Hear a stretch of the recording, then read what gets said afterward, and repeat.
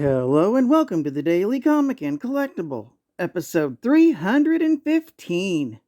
Now today, the collectible of the day is the Hasbro Toys Marvel Avengers Infinite Series Hyperion action figure. As the last surviving Eternal of an alternate Earth, there is little that Hyperion cannot achieve.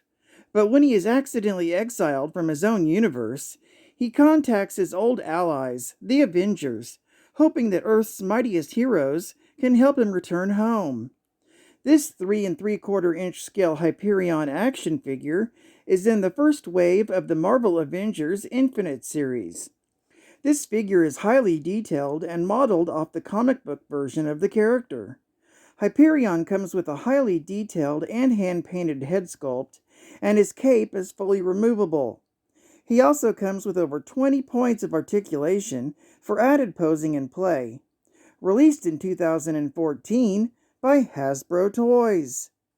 Now the comic of the day is Squadron Supreme, Volume 1, Issue Number 1, with a cover date of September 1985, with story by Mark Grunwald, art by Bob Hall, and cover by Bob Hall and Joe Rubinstein.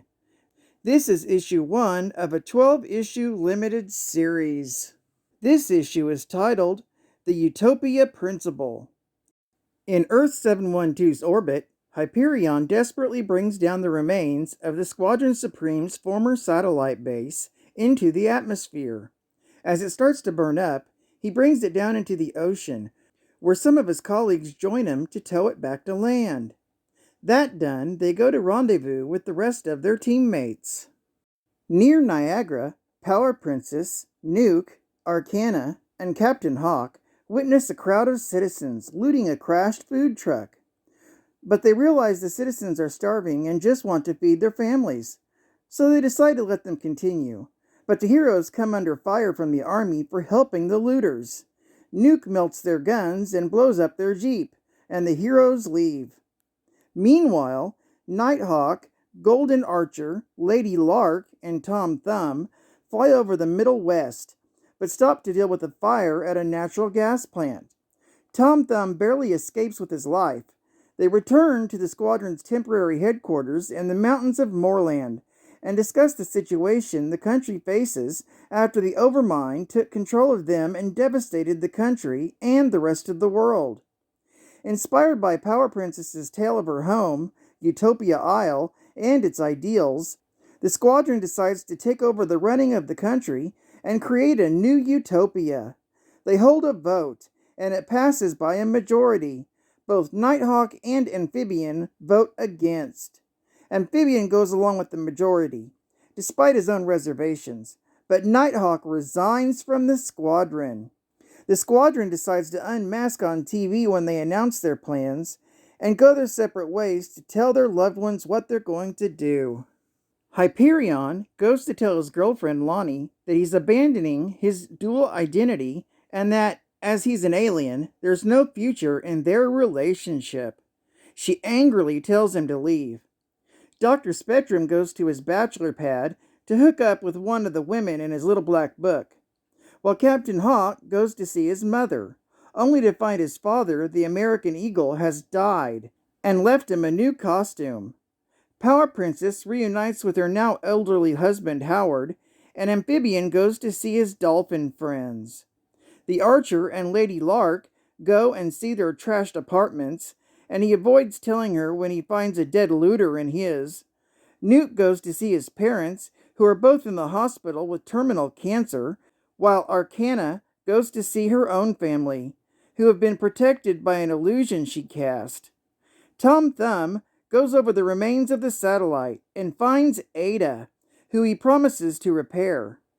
At his own home, Nighthawk gets back into his old costume and takes a call from his presidential aide, who he tells he wishes to hold a press conference the following day. He's interrupted by a knock on the window.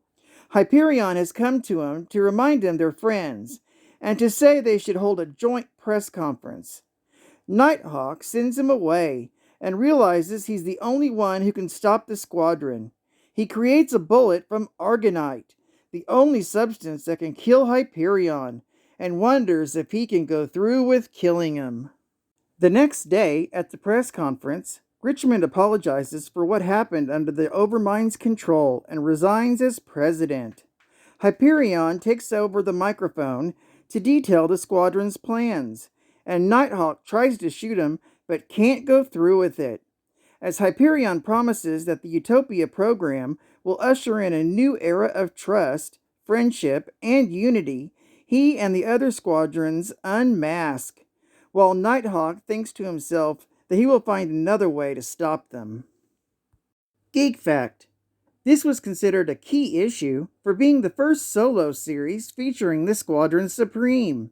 It was also the first appearance of all the team members' family members, and it was the first appearance of Ada. Bonus Geek Fact: Ada, or Artificial Intelligence Data Analyzer, is a computer-based AI system created by the heroic genius Thomas Thompson, also known as Tom Thumb of Squadron Supreme. He enjoyed a flirty relationship with Ada after giving it a female personality. He came to feel that Ada was his only real friend. Another bonus geek fact: there were 12 members of the Squadron Supreme. Amphibian, Arcana Jones, Captain Hawk, Dr. Spectrum, Golden Archer, Hyperion, Lady Lark, Nuke, Power Princess, Tom Thumb, Whizzer, and Nighthawk, who leaves the team this issue.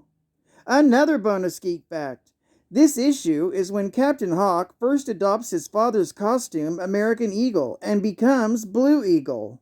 And final geek fact: the Squadron Supreme was a team of superheroes from Earth 712, also called Earth S, or Earth Squadron, a parallel reality of Earth 616.